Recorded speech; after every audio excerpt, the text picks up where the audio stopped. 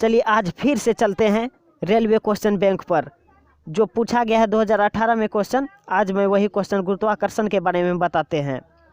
गुरुत्वाकर्षण के बारे में जो सब पूछा गया था 2018 में क्वेश्चन, वही सब हम क्वेश्चन बैंक से आपको बता रहे हैं। पहला नंबर क्वेश्चन, गुरुत्वाकर्षण बल को किससे सूचित किया जाता है? बड़ी जी से सूचित किया जाता है। किससे? बड़ी जी से। जैसे जी का मतलब हो गया क्या हो गया? गो से गुरुत्वाकर्षण बल, ऐसे याद रखिए ट्रिक से। दूसरा नंबर क्वेश्चन देखिए, गुरुत्वाकर्षण बल का खोज किसने किया था?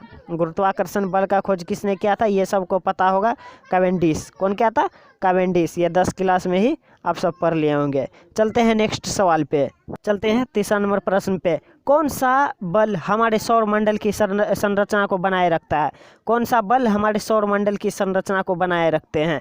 सबसे पहला हो गया गुरुत्वाकर्षण बल, ठीक ना।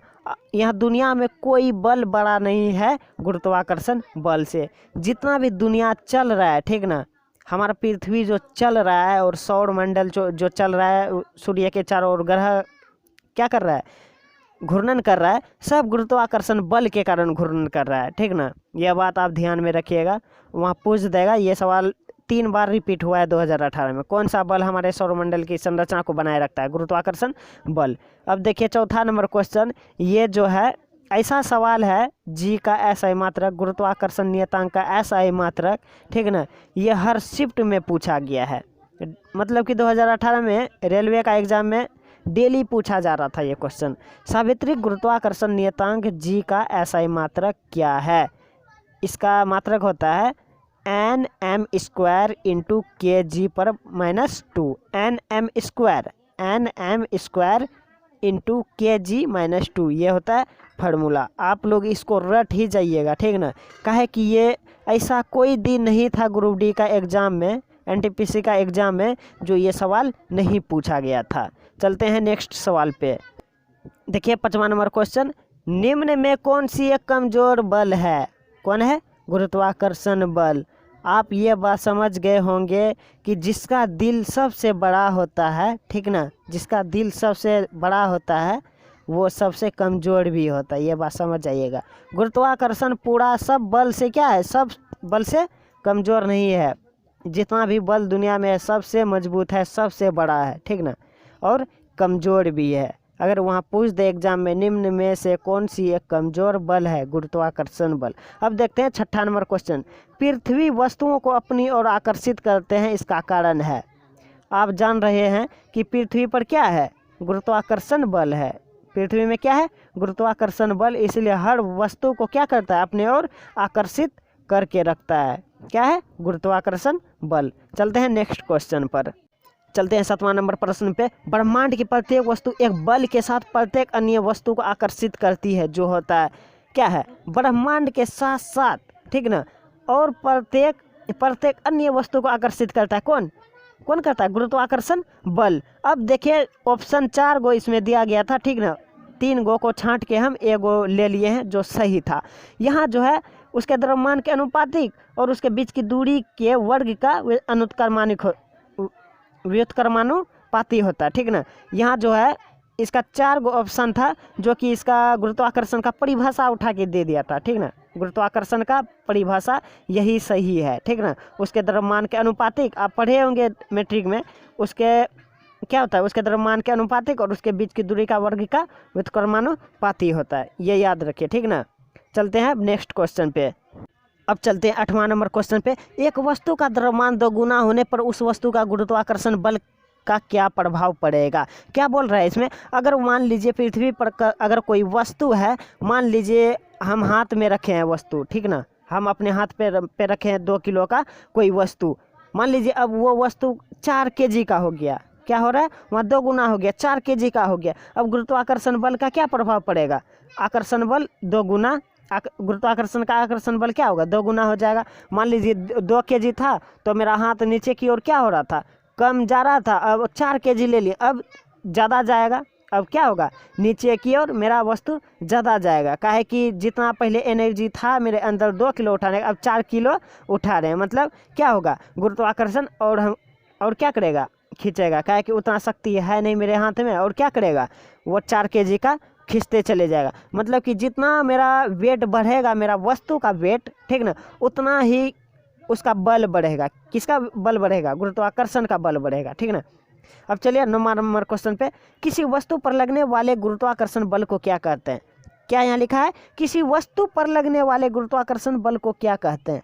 भार कहते हैं। भार को ही हम बल बोलते हैं। भार या बल एक ही होता है, ठीक ना। हम पहले ही इसको फर्स्ट वीडियो या दूसरा वीडियो आप देख लीजिएगा, उसी दोनों में कहीं पर हम बताए होंगे भार और बल दोनों का ऐसा मात्रक एक ही होता है, न्यूटन। घबराइएगा नहीं, ठीक ना। किसी वस्तु पर लगने वाले गुरुत्वाकर्षण बल को क्या कहते हैं? भार या बल। यहाँ सवाल में देखिए क्या कर रहा है, किसी वस्तु पर लगने वाले गुरुत्वाकर्षण बल को क्या कहते हैं, ठीक ना। गुरुत्वाकर्षण बल को क्या कहते हैं? गुरुत्वाकर्षण बल जो लगा किसी वस्तु में, वो क्या लगाया? अपना बल लगाया, ठीक ना, अपना बल लगाया, इसलिए क्या हो गया इसका? बल। या भार रहेगा, भार दीजिएगा। चलते हैं नेक्स्ट क्वेश्चन पे, चलते हैं अब 10वां नंबर क्वेश्चन पे। यदि दो कणों के बीच की दूरी बढ़ जाती है तो गुरुत्वाकर्षण बल पर क्या प्रभाव पड़ेगा? मान लीजिए आप चुंबक रख दिए, मान लीजिए 2 चुंबक रख दिए, ठीक ना। आसपास में अगर थोड़ा थोड़ा दूर में रखिएगा तो जल्दी सट जाता है, ठीक ना। यहाँ क्या बोल रहा है? 2 कणों के बीच की दूरी बढ़ जाती है। मान लीजिए चुंबक का क्या हो गया? दूरी बढ़ गया, ठीक ना। तो उसमें खींचने का क्या होगा? उसमें खींचने का बल क्या रहेगा? कम हो जाएगा। मान लीजिए हम थोड़ा थोड़ा दूर में रख दिए तो चुंबक को क्या होगा? वो खींचने का शक्ति उसमें रहेगा। अगर दूर हटा दिए क्या हो जाएगा? कम हो जाएगा। इसी प्रकार यहाँ कर रहा है, गुरुत्वाकर्षण बल क्या हो जाएगा? कम हो जाएगा। 2 वस्तु के कणों के बीच की दूरी बढ़ जाता है तो गुरुत्वाकर्षण बल क्या होता है? कम हो जाता है। हम चुंबक के आधार पर आपको बता दिए। जैसे आप चुंबक को थोड़ा दूर में रखिएगा, सटा, मान लीजिए थोड़ा दूर में रखिएगा तो सटने का प्रयास करेगा, सट जाएगा, ठीक ना। अगर दूर में रखिएगा क्या होगा? बीच का दूरी अगर बढ़ेगा क्या होगा? चुंबक सटने का कोई चांस ही नहीं है। इसलिए वही हो गया गुरुत्वाकर्षण बल। क्या हो जाता है? अगर बीच की दूरी बढ़ता है तो गुरुत्वाकर्षण बल क्या होता है? कम हो जाता है। अब चलते हैं 11 नंबर क्वेश्चन पे। मुक्त रूप से गिरना केवल किस में संभव है? निर्वात में संभव है। मान लीजिए हम मुक्त रूप से, मान लीजिए ऊपर से पत्ता, गाछ से पत्ता गिराए, ठीक ना, वृक्ष से पत्ता टूट के गिरा। अगर वायु हो, हवा हो, क्या हो जाता है? कभी जोर से हवा बह रहा था, अगर बह रहा है तो तेजी से पत्ता गिर जाता है। अगर हवा नहीं बह रहा है, स्लो है, तो धीरे धीरे धीरे धीरे टघरते टघरते पत्ता गिरता है वृक्ष से। आप देखे होंगे जब हवा बहता है जल्दी क्या हो जाता है? नीचे दब जाता है पत्ता। इसीलिए कहते हैं उसमें क्या होता है? वायु में, ठीक ना, वायु में क्या होता है? मुक्त रूप से नहीं गिरता है, गति कम हो जाता है या अधिक हो जाता है। मुक्त रूप से गिरना, अगर मुक्त रूप से अगर समान रूप से गिरता है, वो भी निर्वात में गिरता है, ठीक ना। निर्वात में वायु नहीं रहता है, जो कि वस्तु जो है हमेशा एक ही समान गति से गिरता है, ठीक ना। ये बात आपको समझ में आ गया होगा। निर्वात में एक समान मुक्त रूप से वस्तु कोई गिरता है। ये बात समझ में आ गया होगा आप लोगों को। चलते हैं नेक्स्ट क्वेश्चन पे। अब चलते हैं 12 नंबर क्वेश्चन पे। वह बिंदु जहां एक वस्तु संपूर्ण भार कार्य करता है उसे कहा जाता है गुरुत्वाकर्षण का केंद्र। अब ये आप बात पता कीजिए कि गुरुत्वाकर्षण का बल का केंद्र कहाँ है? गुरुत्वाकर्षण बल का जो केंद्र होता है कहाँ होता है? अरे भाई बता दिए हैं, पृथ्वी ही गुरुत्वाकर्षण बल है, ठीक ना।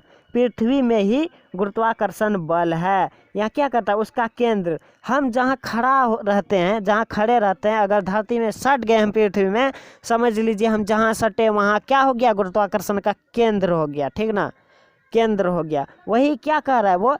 वह बिंदु जहाँ पर एक वस्तु संपूर्ण भार करता है। मान लीजिए हम बिंदु अति कुछ हैं, सब वस्तु हैं, ठीक ना।